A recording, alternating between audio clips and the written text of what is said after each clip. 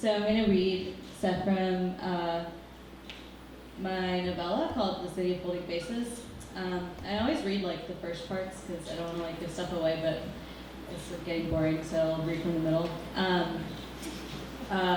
It's about these people who have gotten like facial modifications where they communicate just by changing like the shape of their faces. The main character's name is Mara, so she can do that. And then she met this guy named George who can also do that. And Mara's boyfriend Arlo cannot do that. Yeah. Mara ripped off a corner of the pastry that she had just taken out of the oven and stuffed it into her mouth. The flaky crust crunched between her teeth while pockets of butter burst in hot blooms. She was Godzilla eating a city, savoring the wealthy neighborhoods. The doorbell rang. George stood at the front door with a backpack slung over his shoulder. He wore a white polo shirt and dark jeans spackled with mud near the hem. Covered in gray stubble, his cheeks swirled like marble. Mara smiled back and gestured for him to come upstairs. George sat on the couch and Mara sat on a green vinyl chair angled toward him. They looked at each other's faces as if there were screens. George seemed apprehensive. His gaze never left Mara's face, but his eyelids danced around the orbital cavities like dervishes. His dark skin contained whorls of lavender and light pink and green, as if the veins and capillaries under it were rearranging themselves into a more pleasing conformation. Mara felt flushed. They sat like this for a minute.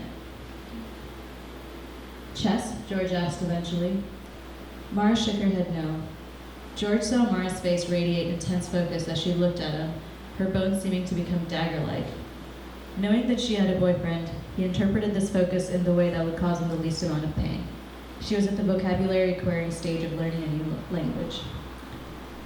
As this interpretation occurred, George's eyelids danced slower. Mara immediately felt a sheer fabric drop between them and looked away. Arlo had left his work bag tipped over near the foot of the bed. George and Mara simultaneously noticed the form of a small gray mouse half hidden under the bag's canvas flap.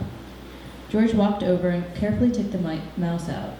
He placed the stiff body on the table and pulled a plastic bag from his own backpack. From this, he removed a bruised apricot, which he placed next to the mouse, and then a chanterelle mushroom, which he placed next to the apricot. Mara looked at the table and suddenly understood.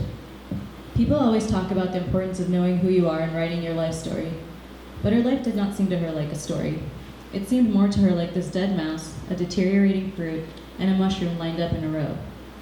As she looked at the three things on the table, she observed herself trying to extract meaning from them through various themes: nature, death, the branches of a phylogenetic tree.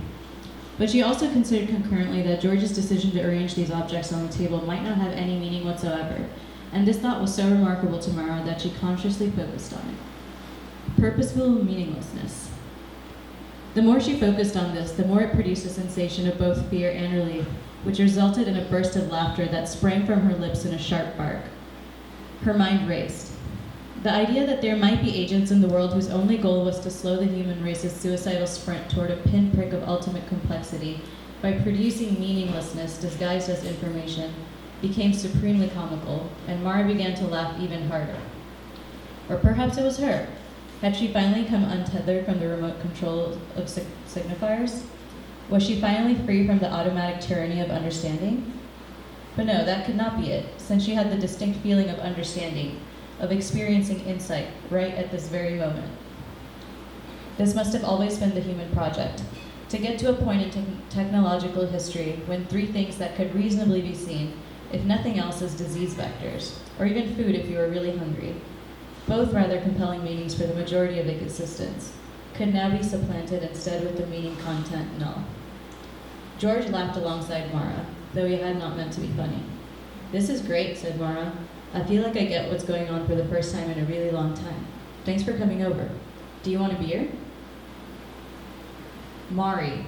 "Sonia is furious with Dana because Dana left her to travel the cosmos and came back a freak." Audience boos and hisses.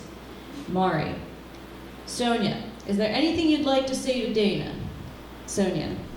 "Why did you do it? Why did you leave me?" Dana. Incomprehensible facial morphing. Sonia, crying. "You lied to me. You lied to me. Now you won't even talk to me."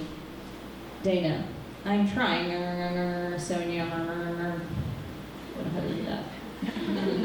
Sonia's mother. I told you, these kinds of things don't work out. How are you going to love someone if you can't even talk to them? Dana's mother. My daughter doesn't need to be around people like you. I'm glad you found a girl like her. People like us, we can't love people like her without fetishizing them, and that's the goddamn truth. Audience boos. Some people in the audience clap. Sonia's sister. Y'all are fucking stupid. There ain't nothing that happened to Dana. She just got surgery so she could lie. Think about it. Has she ever gone missing for weeks or months on end? The casino will cut up anyone that asks them to. All the doctors there are full of shit, just like Dana. Audience screams. Mari. And we've sent a test to discover exactly that. Is Dana actually Ruga, or is her appearance just a lie? Has this question been asked before? Can the Ruga lie? Mara got up to go to the bathroom. Can we change the channel? Sure, sorry, Arlo said, and flipped the television off.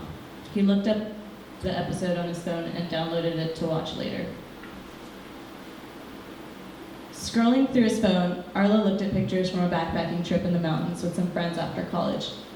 They'd hiked 10 miles through ice pinked by iron with everything they needed strapped to their backs. As they gained elevation, the nature of their conversations changed. The higher they got, the more secrets were revealed. At the very top of the mountain, when they were certain that they would not encounter any other humans, they threw secrets into the gorge along with a large glass bottle of whiskey that was now empty. I regret my education, Arlo had yelled. I do not love my family, screamed Joe. I am unhappy about being short and take it out on others, shrieked Lee. Everybody had laughed uproariously after each confession, mostly at the understanding that certain facts were only true at the top of a mountain and would deactivate at sea level. Whatever mystical force was responsible for the membrane rupture between the individuals that allowed intimacy to bubble through, Arlo wished it didn't feel so far away. Maybe he should plan another trip with the boys soon. Arlo called Lee. It went to voicemail. He called Joe, who said he was away on a business trip, but that he would call Arlo back when he got back. Arlo knew it wouldn't happen and tried to carry this knowledge lightly. He felt that if he dropped dead right then and there, it was uncertain whether in his eulogy he'd be described as a person who had many friends.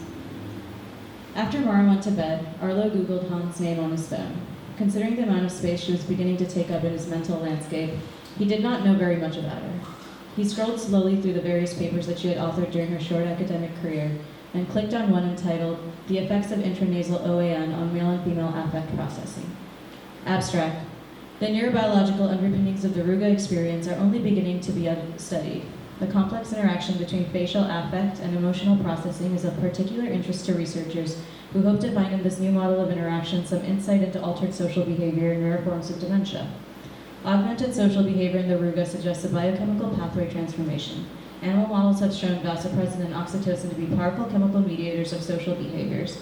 However, administering these peptides directly has produced negative results. Here we show that the intranasal administration of OAN, oxyargonic, a synthetic analog of vasopressin suspended in a standard BBBB blood-brain barrier breaching solution, causes a substantial increase in affect recognition among adult non-Ruga males, greatly increasing the quantity and intensity of affective processing for several hours. We also show that the effect of OAN on affect recognition is reversed in adult non-Ruga females, causing a temporary reduction in both quantity and intensity of affective processing. These results concur with animal research suggesting an essential role for OAN as a therapeutic compound for affective processing and open the door for future non-surgical treatment options for those suffering from affective dementias and post-Roulette syndrome. Arlo's eyes skimmed the abstract a second time while his mind wandered elsewhere.